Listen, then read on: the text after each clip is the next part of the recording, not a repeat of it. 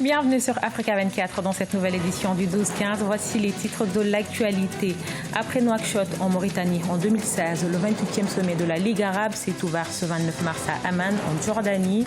8 chefs d'État africains représentent le continent à ce rendez-vous.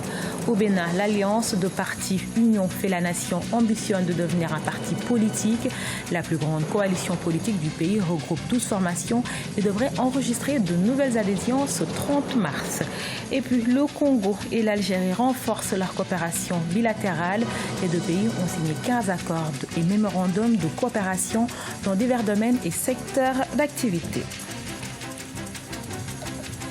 L'Afrique au sommet de la Ligue arabe qui s'est ouvert ce mercredi 29 mars en Jordanie. Au total, 8 chefs d'État représentent le continent à ce rendez-vous dont la question libyenne et le terrorisme figurent en bonne place dans les discussions.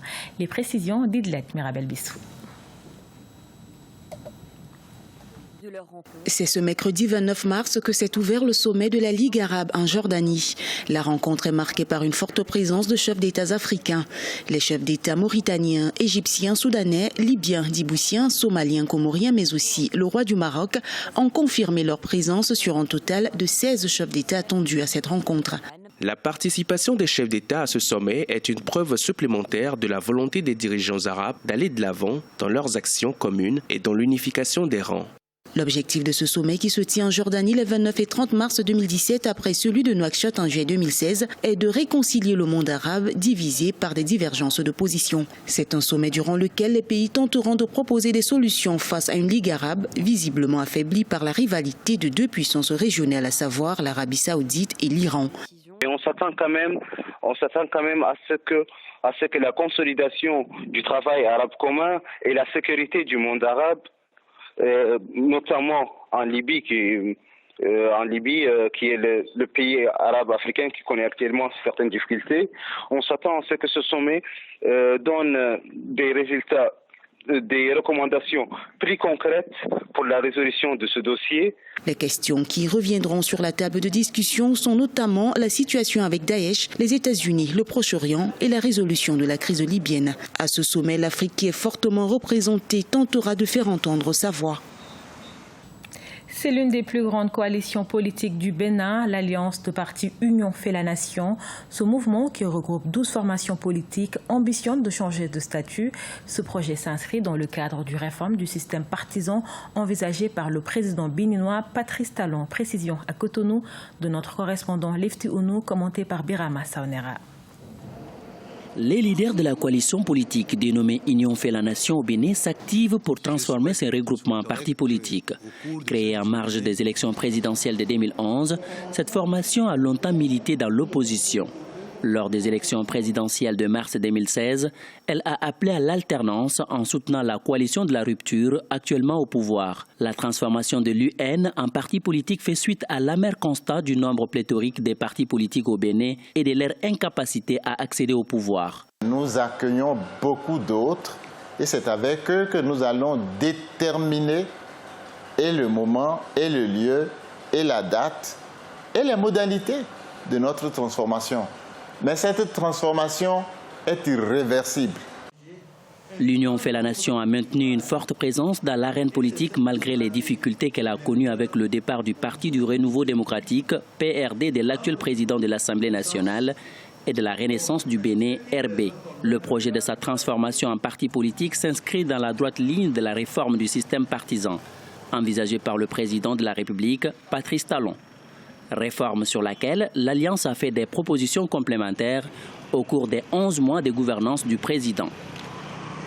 J'ai vu avant le dépôt du projet de révision de la Constitution, l'Union fait la nation a fait une sortie pour faire des propositions quant au mandat des députés. L'Union proposait de rallonger à 5 ans, comme au niveau des autres institutions. Je crois que ça a quand même suscité, tant bien que mal, un débat au niveau de la vie politique nationale. Vous avez vu aussi d'autres partis qui ont annoncé leur alliement à l'Union, même si ces partis, encore, on sait où se trouve vraiment leur fief. Je vais parler par exemple d'Alternative citoyenne du professeur Diogbenou. L'Union fait la nation compte actuellement 12 formations politiques. Elle détient le groupe parlementaire le plus important à l'Assemblée nationale. 6 nouveaux partis vont intégrer l'Union ce jeudi 30 mars 2017. Entamée en 2016, la première phase du recensement des fonctionnaires s'est achevée en République du Congo. À ce stade, près de 66 000 agents ont été enregistrés. Les autres auront 10 jours à compter de lundi 3 avril pour se signaler.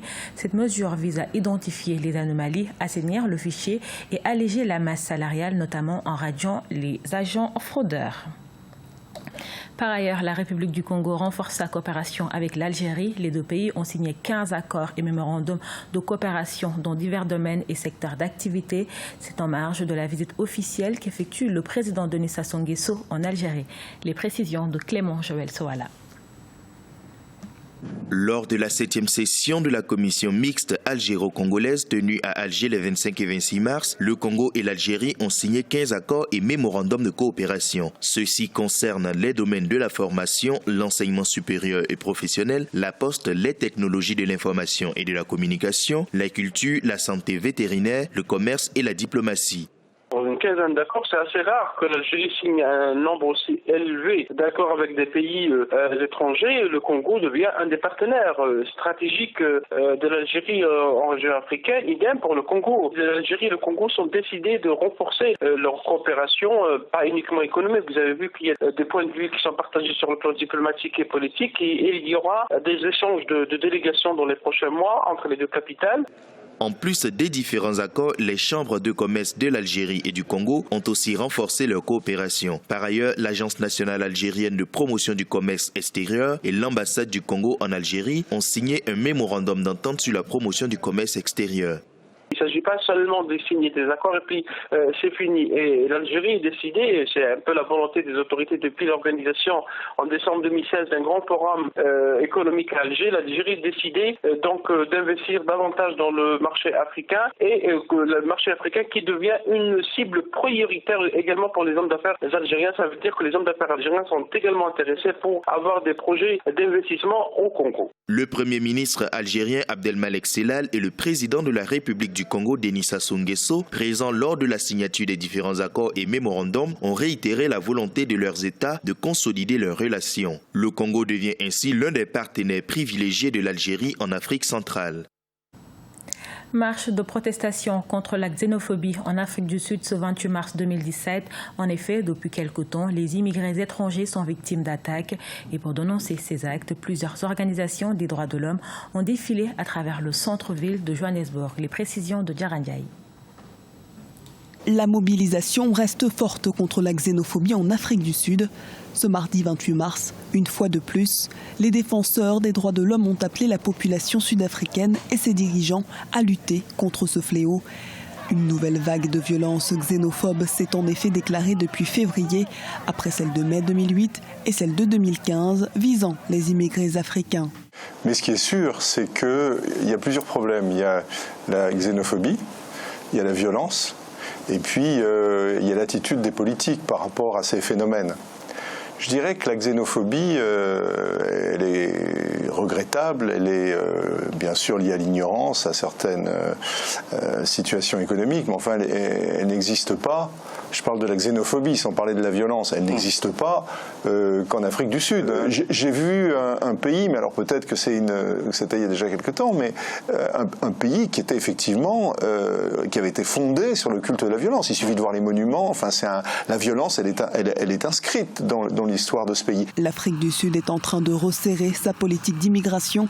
Parmi les changements proposés, la suppression du droit de travail des demandeurs d'asile et la création de camps de rétention aux frontières. C'est beaucoup plus grave que ce n'importe quel pays autre continent. J'ai l'impression qu'avec Zuma est en train de sud-africaniser pour s'africaniser. On a l'impression, c'est un pays sur lequel on avait beaucoup d'espoir, qui pouvait servir de modèle. Une réunion du Conseil de paix et de sécurité de l'Union africaine s'est tenue à ce sujet ce 15 mars 2017 en Éthiopie.